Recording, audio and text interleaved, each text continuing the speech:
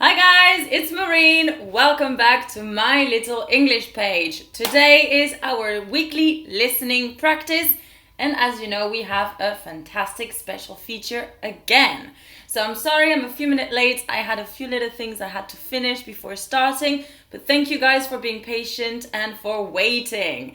So before we start straight away, I would like to thank today's patron of the week, which is Caitlin. She was in the live last Thursday. Thank you very much. I really appreciate that. And if you too would like to become one of the patrons of the week, you can just get me a little cup of coffee. Where? Well, at www.coffee.com. There's a link in the description below. Go ahead, click on it and have a look. So today, guys, we are going to do a little bit of listening practice. As you know, you probably know the drill, but just a quick reminder. We're going to start with a little bit of listening practice. Then we'll have a look at some interesting vocabulary in the fable. And then we'll interpret it a little bit, see if there's some kind of moral that we can learn at the end of this fable. If you don't know, a fable is a short story with a moral, a lesson to learn at the end. Okay, guys? So I see that our wonderful guest is here in the comment section. Hi, how are you, Tannia? Thank you for joining us. And I see that we have quite a lot of you guys as well. Sheriff is here, Lolly's here as well. Kader is here. Hi, how are you? Who else is here? I saw somebody else. English Vibes, hi, how are you? And Sangi-sama, ooh, how are you? I think it's the first time I see you here with us, so welcome, welcome, welcome. Okay, who else? Do we have anybody else? Yeah, Hugh is here. Baran, hi, nice to see you guys. I'm always so excited to see people on a Saturday morning ready to learn English because, you know, it's the weekend, but you guys are here, you're motivated. That is fantastic. Two more people. Hi, hello, Samantha. I don't know if I'm supposed to say Samantha. And Ismael from London. How are you guys? So, without further ado, we're going to jump straight away. Straight away, we're going to have a look at who our wonderful teacher is. As you saw in the comment section, her name is Tannia and she runs English challenges. Tannia, correct me if I'm wrong, but you are also on Instagram and you also have your own website. I will add the link to your website once the live is over in the comment section. So make sure, guys, to go have a look. Just a little click, doesn't take much. And you get to know a lot more about Tannia and what she does. Also, because she has a YouTube channel, make sure you go and check it out. Subscribe and press the bell button. That way you'll get notifications, guys. Okay? Yes! All right, so Tannia also prepared a little tip for you. She has made a little video and she has one tip, well, 2 tips for you guys to improve your listening practice. So let's have a look at that right now. Hi, I'm Tannia from English Challenges, where I teach real-life American English and I help people speak English naturally and confidently. Now, for listening, I have a 2-for-1 tip. Okay, so when you're listening for pronunciation or listening for understanding, I recommend to listen, look, repeat. So what this does for your pronunciation, like, has this ever happened to you where you repeat what somebody says or what your teacher says and you think, all right, I know I'm saying what she's saying, but it does not sound right when I say it.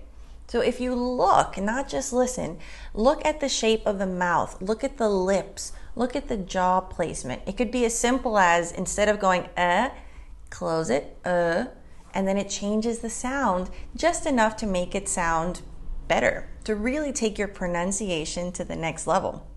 Now with listening, of course, looking also helps if you look at their mouth when they're speaking, but it might not be that natural to just stare at someone's mouth. So for listening, I recommend listen to the context. It's so easy to get caught up with listening word for word. And you know, sometimes you might find yourself translating every word. But as you've learned, in English, we use a lot of phrases, phrasal verbs, idioms, expressions. So try to stop listening to every word and really appreciate the context. Look at their body language, their facial expression. Think about the topic and what makes sense in that context. And that will allow you to just enjoy the conversation, be able to understand it better. And the real goal is to participate when you have the opportunity. All right, guys, so I couldn't agree more. I often tell my students as well, it's easier to understand a TV show or a movie than a radio show, because you can see people's mouth and you can see how they move, and that helps you understand as well. So make sure that you do look at people's mouth, but like Tannia said, don't just stare. That might be a little bit uncomfortable for the other person. All right, guys, so as you know, today we are doing a fable and it is called The Miser. So Tannia has recorded it for us. As you could probably hear just now, she has an American accent. She is American. So we tend to do more British exercises here, British accent things. So this is going to be good practice to change it a little bit and see how comfortable you are with the American accent. I feel that in general, people understand the American accent better because we are more used to hearing things in American English, like TV shows and movies, than in British English. But let me know what you guys think in the chit chat comment section thingy. Okay, so The Miser, that is the title of the fable, but I assume that you don't necessarily know what that means, a miser. So here's a photo of a famous miser. Donald Duck's uncle? Yep, so a synonym could be, for example, a Scrooge or a penny pincher. Somebody who's very close to his money. It's like, my money, no spending money, no, no, no. That is a Scrooge, a miser, a penny pincher. Okay, guys? Okay, so now it's time for you guys to grab a pen and a paper if you don't feel comfortable writing your answers in the comment section. Okay? So this audio is not very, very long. It's about 1 minute and you have 8 different gaps. Now remember, some gaps might be 1 word, 2 words, or even 3 words. So we're mixing it up, guys. I think this is not necessarily the most difficult one we've done so far, but again, this is a different accent, so I didn't want to make it too challenging. But let's see if I made it too easy. You tell me. Okay, guys? All right. So Hugo says stingy as well. Yeah, that could work. Stingy is more of an adjective. But yeah, absolutely. Sanji Samai is saying, I prefer American accent. Okay, good. All right, so let's start. Let's do it. So remember, I'm going to play it once or maybe twice full speed, and then I'll play it one more time and I'll stop in between sentences to give you a little bit of time in case you're writing and it's too quick, okay? And then we'll listen to the answers. Ooh. Okay, all right, let's do that again. Oh, just 1 second. So Sanji-sama is saying, what is Scrooge? Can you say it again? Somebody who doesn't like to spend any money. They want to keep all of their money. They don't like sharing it. They don't like spending it. They like looking at it and, accumulating wealth. That's what they like. Okay, so here we go. Ready, set, go.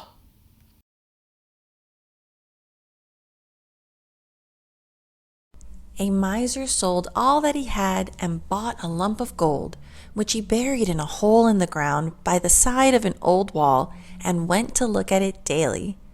One of his workmen observed his frequent visits to the spot and decided to watch his movements. He soon discovered the secret of the hidden treasure and, digging down, came to the lump of gold and stole it. The miser on his next visit found the hole empty and began to tear his hair and to make loud lamentations. A neighbor, seeing him overcome with grief and learning the cause, said, "Pray do not grieve so, but go and take a stone and place it in the hole, and fancy that the gold is still lying there. It will do you quite the same service, for when the gold was there, you had it not, as you did not make the slightest use of it." Okay, so that was the first time, guys. Don't worry, I'm going to play it a few more times, okay? Thanks, Tannia. Thank you very much. All right, so one more time. Let's go.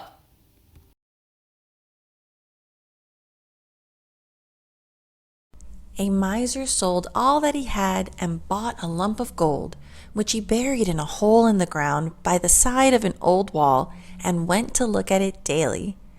One of his workmen observed his frequent visits to the spot and decided to watch his movements. He soon discovered the secret of the hidden treasure and, digging down, came to the lump of gold and stole it. The miser on his next visit found the hole empty and began to tear his hair and to make loud lamentations. A neighbor, seeing him overcome with grief and learning the cause, said, "Pray do not grieve so, but go and take a stone and place it in the hole, and fancy that the gold is still lying there. It will do you quite the same service, for when the gold was there, you had it not, as you did not make the slightest use of it." Okay, I love Tanya's voice. It's so sweet, it's so soft, but she puts a little bit of, intonation in there as well to match the story. I think this sounds really, really nice. Okay, guys, so we are now going to listen to it one more time, but I will stop in between slides or sentences, depending, to give you a little bit more time, okay? So somebody's saying, what is this? This is a listening practice, okay? And where is Maureen? I think you meant Maureen, which is me. I just have pink hair today, but it's me. Okay, guys, so one more time. This time I shall stop it in between. Last time, make it count.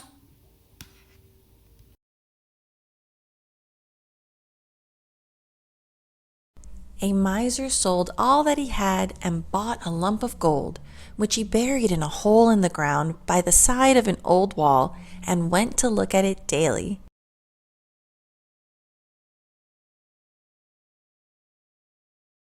One of his workmen observed his frequent visits to the spot and decided to watch his movements. He soon discovered the secret of the hidden treasure, and digging down, came to the lump of gold and stole it.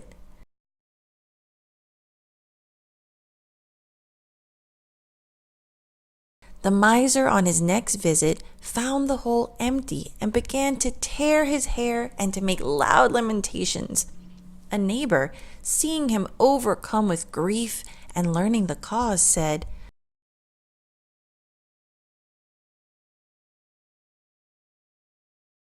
"Pray do not grieve so, but go and take a stone and place it in the hole, and fancy that the gold is still lying there. It will do you quite the same service, for when the gold was there, you had it not, as you did not make the slightest use of it."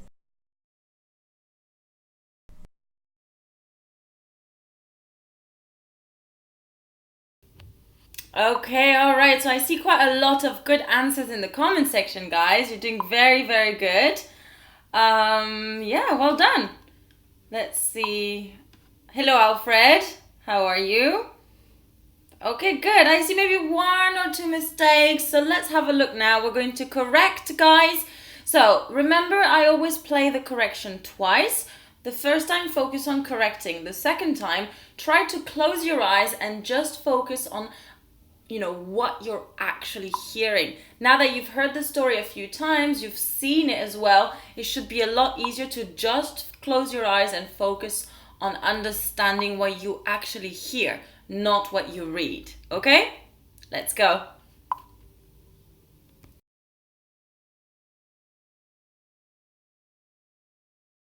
A miser sold all that he had and bought a lump of gold, which he buried in a hole in the ground by the side of an old wall, and went to look at it daily.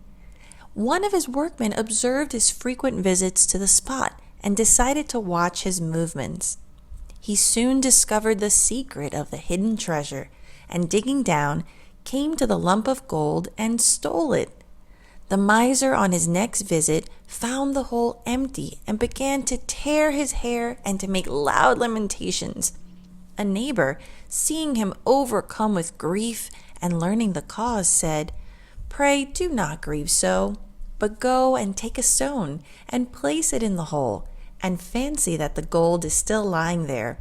It will do you quite the same service, for when the gold was there, you had it not, as you did not make the slightest use of it." Okay, so I see a lot of you struggled with one of the words, which is stone. I see why Tannia barely said the T, but I purposely chose this word so that you could apply the tip that she told you earlier, that she gave you, which is to focus as well on the context.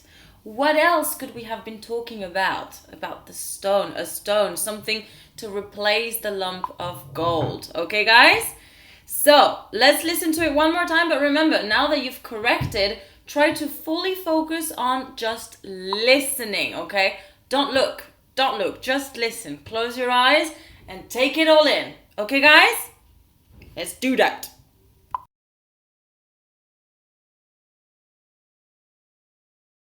A miser sold all that he had and bought a lump of gold, which he buried in a hole in the ground by the side of an old wall, and went to look at it daily. One of his workmen observed his frequent visits to the spot and decided to watch his movements. He soon discovered the secret of the hidden treasure, and digging down, came to the lump of gold and stole it. The miser on his next visit found the hole empty and began to tear his hair and to make loud lamentations. A neighbor, seeing him overcome with grief and learning the cause, said, "Pray do not grieve so, but go and take a stone and place it in the hole, and fancy that the gold is still lying there. It will do you quite the same service, for when the gold was there, you had it not, as you did not make the slightest use of it." Okay, all right. So, let's see. English vibe 7 out of 8. That's really, really good. Well done. Good job. And Hugo is saying, look at daily or look look at it daily. Let me check in the actual script. I can't remember. It's to look at daily. We don't need the it in this case, okay? Okie doke. So, Alfred got number 7 wrong, okay? Alright, so let me know, guys, in the chit chat right here how many you got, how many points you got right. Remember, your goal is to get a 65%. If you have a lot more, it means that it was a little bit too easy. If you have less, it means it was a little bit too difficult. Okay, guys? Alright, so we're now going to move on to the vocabulary part of the lesson. Let's do that. Here we go. So remember, I take some of the challenging words inside the fable and we have a look at those words together. So we don't have as many this time because it was slightly shorter, but we still have a few interesting ones. The first one is lump. Lump. Now, lump can have different meanings. Of course, we're referring here to the lump of gold. But let's say you can, as a person, have a lump. It's basically some kind of growth in your body. That would be a lump. You could have some, when you're, I don't remember what those are. When they're swollen, they feel lumpy, okay? It's like little bits, okay? Little things under your skin. It's a bit swollen, okay, guys? So that would be what a lump is on your body. But what is a lump of gold? A lump of gold. What is that? Go ahead, let's see who can comment the answer first today. So Alfred, yes, you got 7 wrong. Sheriff, you got 6 out of 8. It was 8. Okay, so that's pretty good. 6 out of 8. Well done. Good job. Alright, so just so you know, guys, if you are new, remember there's a slight delay between the moment you write your comment and the moment I receive it. So there's always a bit of an awkward silence at some moments where I'm just waiting for your answers. Alfred is saying a lot of gold. No. A lump is not a lot of gold. It refers to one specific thing. Any guesses, guys? Alright, I'll give it to you. Like amount of gold? Not really. It's basically a piece or a chunk of gold, okay? Like a piece of gold. I assume in this case it must be a big one, a big lump of gold, because he sold everything to buy that lump, okay? So yes, a lump is a piece, a chunk of gold in this case, okay? Good. Next word is bury. Bury. To bury. So let me read you the passage in which we hear that.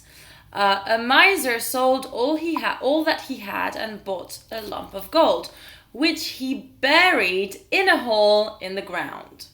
So, what does that mean, to bury? I feel that you probably know this word. I just wanted to check though. Okay? Stack of gold, nope. A gold necklace, nope. Good try though, good try. But no. A lump, yeah, you could have lumps in the throat, absolutely, on your neck, in your neck. Very good. So now what about bury? What is it to bury?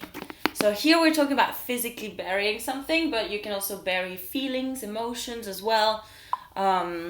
Yes, exactly. Hide in the ground, okay. Put something beneath, okay. Yeah. Not bad, guys. Put in the ground, okay, good. So I said to put or hide something, okay, underground. Yes, Sanji, absolutely. We use this verb when you bury someone in the cemetery, when you put the coffin, you know, the wooden box in the ground. Absolutely, very good. Now, lolly, to dig, is actually the next word that I want you guys to tell me what it means. So, bury and dig are quite similar, but there's a slight, I would say there's a slight difference, okay? I want to hear what you think. Let me know what you think. Do you think it's the same? Do you think it's similar? Sheriff, lumps, you know, I don't remember. We have glands here, and when you're sick, they swell a little bit, so it gets a bit lumpy sometimes, you know, when you have a cold. But in general, you don't want to have lumps on your body. It's not usually a good sign. Like I said, it's like a growth. And that can be bad, so you don't want to have lumps. But those here, they tend to be a bit normal when they swell when you're sick. That's normal, okay? And then Mustafa is saying, get rid of something. Not quite. To lessen the amount. No. Okay, so to dig is basically to make a hole by moving dirt. So when you bury something, you have to dig anyways, okay? That means you make a hole, and then you put something, and then you cover it back up. That's what bury is. But to dig is just the action of removing that dirt, that earth, okay? To excavate. I don't know if you know this word, to excavate. If you speak some kind of Latin language, you should understand this word, probably excavate, okay? Yeah, okay, to remove soil, very good, absolutely. To dig is to make a hole on the ground, very good. Okay, well done guys, so you knew this one. Good job. Next one is to tear, and not tear, okay? Tear, if you read this as tear, it's this. But here it's a verb, it is to tear, to tear. So usually guys, when you tear paper, let me see, let me grab a piece of paper. If you tear paper, you do this. But in this case, he's tearing at his hair, or tearing his hair. Let me go back to it. What did you say? Let me find it. Yes, the miser on his next visit found the hole empty and began to tear his hair. So what could that mean? He's not going with each of his hair, obviously. That doesn't make sense. So what could he be doing? Oh, Hugo had a good example here. Winston may like to dig. He loves digging. And then he digs and all the soil goes on you. It's not nice. Okay. So to rip, okay. Worn up, no. Tear is a noun and tear is the verb, okay. To cut in pieces, yeah, but remember for hair, you can't really cut it in pieces. Not really. Exactly, Sheriff. He's aggressively grabbing his hair. Like, no! He's pulling his hair out. Okay, he's so angry. He's so sad. He's like, no, what happened? Very good, guys. Yes, he's pulling his hair. Exactly. All right. Good. So next word, guys. So, no, sorry. I said to pull apart or to piece. In this case, it's more like to pull apart. But this, where's my paper? I've lost it already. Let's grab another one. Okay. If I tear, I cut it into pieces. Okay, I'm piecing it. I'm cutting it to pieces. Very good, guys. Okay, next word is lamentation. So again, if you speak some kind of Latin language, Latin language, I feel that you understand this word, okay? Now, if you don't speak any Latin language, it's going to be more complicated to understand this word. But if you speak a Latin language, it's probably a similar word in your own language. So let me read the passage where we hear that. So it's the same one as before. The miser, on his next visit, found the hole empty and began to tear his hair and make loud lamentations. So here we know that he's not feeling very happy. He's just lost his massive lump of gold. And he's tearing his hair apart. And now he's doing something loud. He's making loud sounds, loud lamentations. So what could that mean, lamentations here? He's not happy and he's making sounds. What kind of sounds are those going to be? Complaining? Yeah, okay, I would go even further than that. Stronger than just complaining.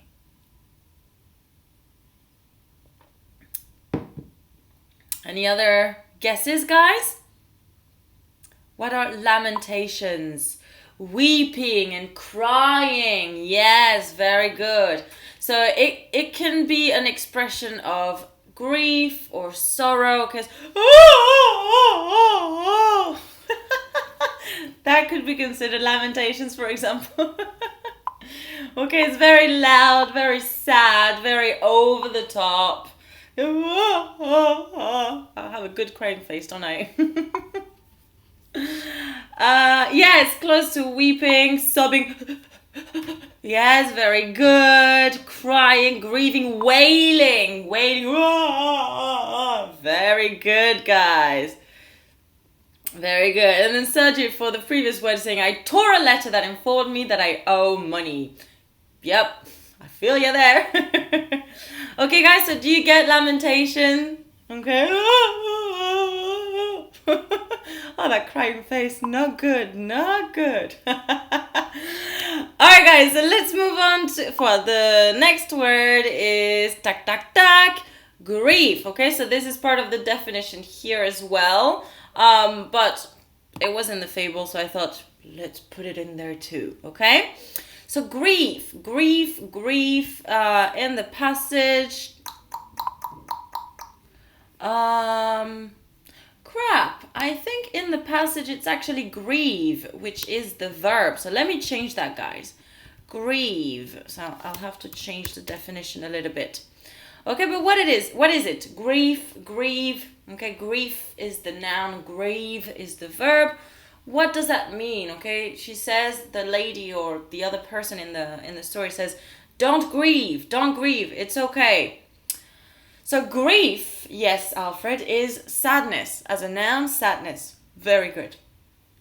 So what is it to grieve? To grieve. What is the action of grieving? Okay? Do you know? Hi Camilo, nice to see you. And yes, Sergi, it's not that common of a word, lamentation, absolutely. It's not the most common word. But remember, those fables tend to be a little bit more formal, and that's why we have words like this one. This one. Oh gosh, having problems with my minimal pairs today, guys. Deep sadness is quite gloomy and depressed. Okay, so here's the definition I had for grief. But obviously this is the verb. So it means to go through it, okay? When somebody in your family dies, touch wood, okay? I hope it doesn't happen. Touch wood. I'm not superstitious, but that's one of the things that I do. You grieve, okay? You experience that pain, you overcome it. It's the whole process. To grieve means to be sad and to overcome that, okay? So let me change that. Go through, or experience maybe, sounds better. Experience and overcome. Overcome, how am I spelling that? Overcome. Experience and overcome sorrow, pain, and suffering. Okay? Oops, right on my face again. Whoa. Yeah, to mourn the death of someone, absolutely. Feeling sad when something, or when you lose or something or someone, absolutely, very good. Yes, usually when you grieve, it's not good. It's not a pleasant feeling at all. Okay, absolutely. See you in a bit, Alfred. Guys, did you see the abbreviation BRB? We've learned that before together. BRB, be right back. Okay. Alright, so next word, haha. So this one, I'm going to remove this definition, guys, because it's right in my face. It's bothering me. Up. But fancy, now, be careful. We've seen this word before, okay? Fancy can mean to like. It can also be an adjective that means luxurious, okay? In this context, it's slightly different. Let me read you the passage. Where is it? Okay. Go and take a stone and place it in a hole. Fancy that the gold is still lying there. Fancy that the gold is still lying there. So what could that mean? Fancy in this context. It doesn't mean like. It doesn't mean luxurious. If we could change it by another more common verb, what verb would you choose? I think you can guess it from context. I feel that it's understandable from context. I'll give you a second. I'll drink some water. And while you think as well, guys, make sure to like the video.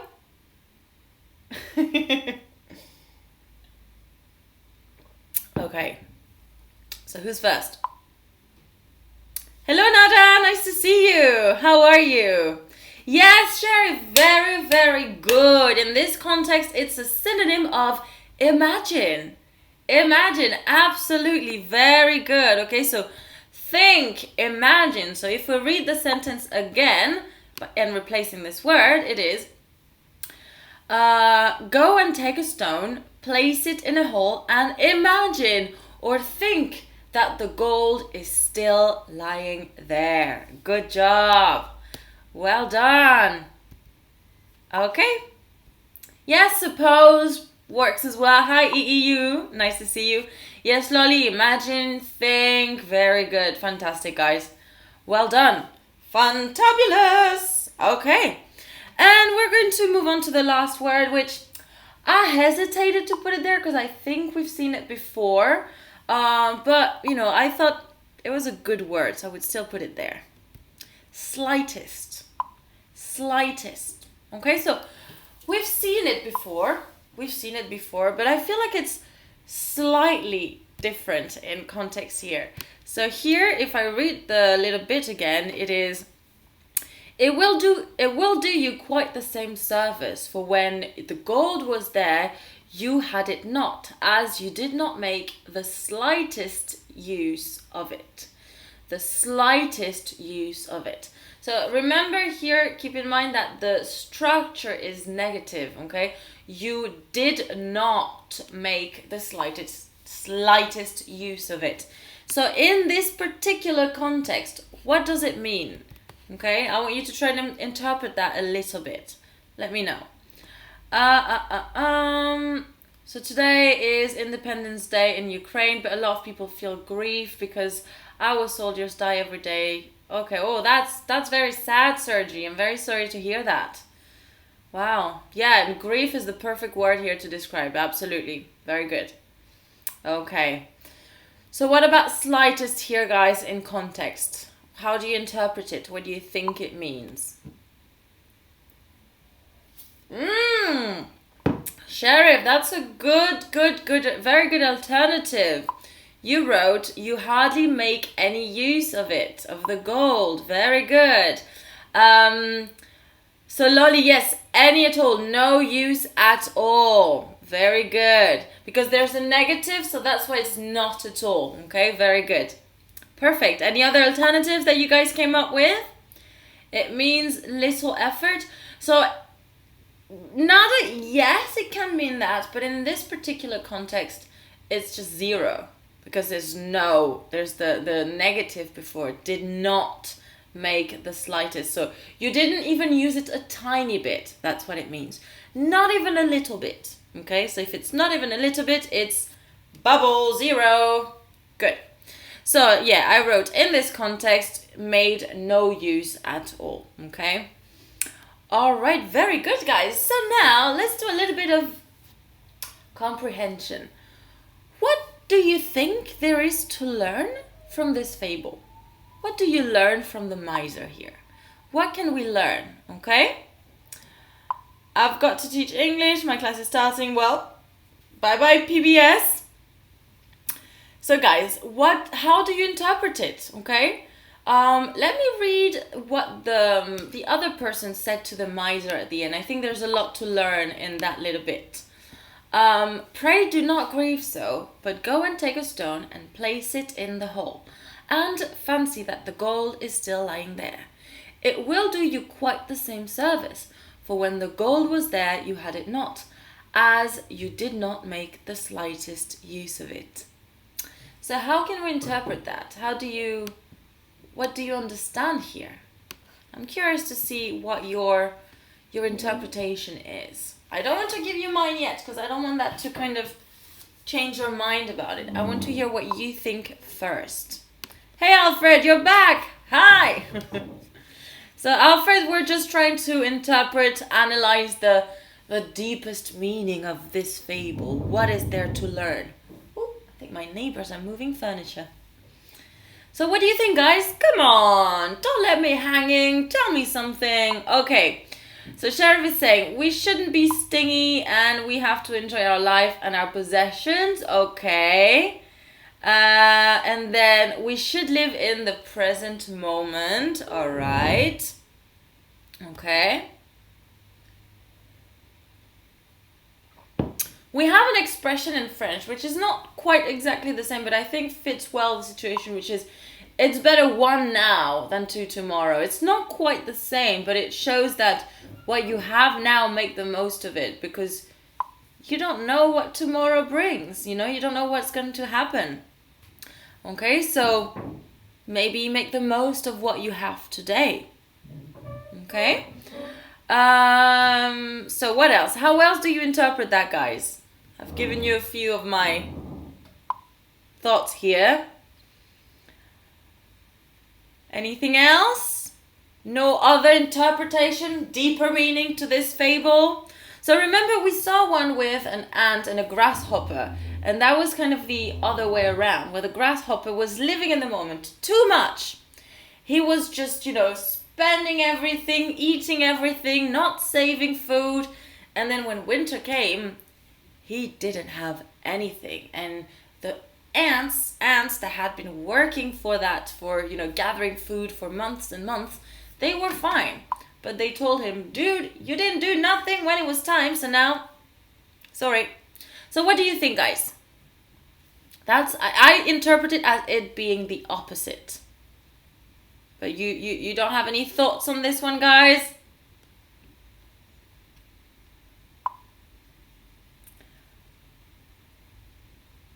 Yeah, Lali, she's giving us the French version. Mieux vaut un tien que deux tu l'auras. Very good. Very good. I didn't remember it was like that in French, to be honest. Mieux vaut un tien que deux tu l'auras. Good. Okay. So, Marine, I didn't get the ending. To fancy that he didn't lose his gold. Yeah, remember here we said that fancy, you have to change it and use imagine. It's the same meaning in this case, okay? So, imagine that the gold is still here. Put it in the ground, okay? Just put it down there. And because you weren't using it anyways, the fact whether it's a stone or a piece of gold, it doesn't matter. You weren't using it. It was more for emotional support that you had that piece of gold, wasn't it? So that's what the other person here is saying, okay? And then, okay, Tannia is saying, to me, it's a reminder to be practical and smart with your resources. Okay, good. Very good, yeah. Okay, from what you're saying, it's the same, a lot of the time we want to accumulate money and keep it in the bank, and it's just sleeping money. What's the point of having it if you're not going to use it? Of course, you have to think for the future and anticipate and always have a bit of extra money. But, what's the point of having loads of money if you're, not using it and not living the fullest, okay? Not living life to the fullest because of that, okay? And then English Vibes is saying the context is that we only live once and we have to use what we have. As the proverb says, you cannot take it with you. Yeah, you can't take it with you to the grave. Absolutely. So what's the point of having loads of stuff if in the end you didn't use it, you didn't do anything with it? Very good. Would you say it in French again, Marine? Yeah, I need to find it. Mieux vaut un tien que deux tu l'auras. Mieux vaut un tien que deux tu l'auras. It's like, it's better one, here, take it now, than two, I'll give it to you later. Because you don't know. Maybe you won't get it later. Okay, good. Un tien vaut mieux que deux. Oh, Hugo is saying it slightly different. Ooh. Let's spend lots of grands. So no E at grand, okay? I wish. Like, to spend that money. Alright guys, so we've pretty much reached the end of our live today. Thank you so much for joining us, and let's move on to the bye-bye slide. Alright, so again, a quick remember, you could become a patron like Caitlin this week. All you have to do is grab me a little cup of coffee. Where? At www.coffee.com. So, if you want to find that link, just check the description below. It's right there. Now, remember, next live will be on YouTube. And I messed up. It's not on Saturday. It's on Thursday. And I think it is the 29th. Thursday. Let me check the date. Is it the 29th next Thursday, guys? I think it is. I think I just changed the date, but not the actual day. Yep, it's correct. All right. And also, before we go, guys, I do want to thank again our wonderful special feature this week, which was Tannia. Who was Tannia? Remember, the link to her channel is right in the description below. Go ahead, click it, subscribe, give many likes, and press the bell button to get notifications. And make sure you do that for my channel too if you haven't done it yet. I see you. Go ahead and click. Alright guys, that's about it for today. Thank you so much for joining me. I appreciate you guys being back every single week.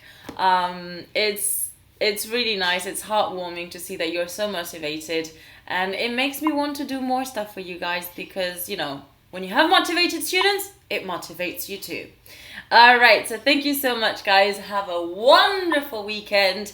I'm going to be editing a lot this weekend because I have a big week next week and I still want to make videos. So, oh, and fun thing, I've made a video for teachers. It's been a very long time since I had filmed one for teachers, and I thought, you know what? Let's do it. But whenever I post that video, guys, even if you're not a teacher, make sure you go watch it because it's good listening practice. I'm speaking full speed in that video, kind of like now. So it would be good listening practice. So make sure you check it out too.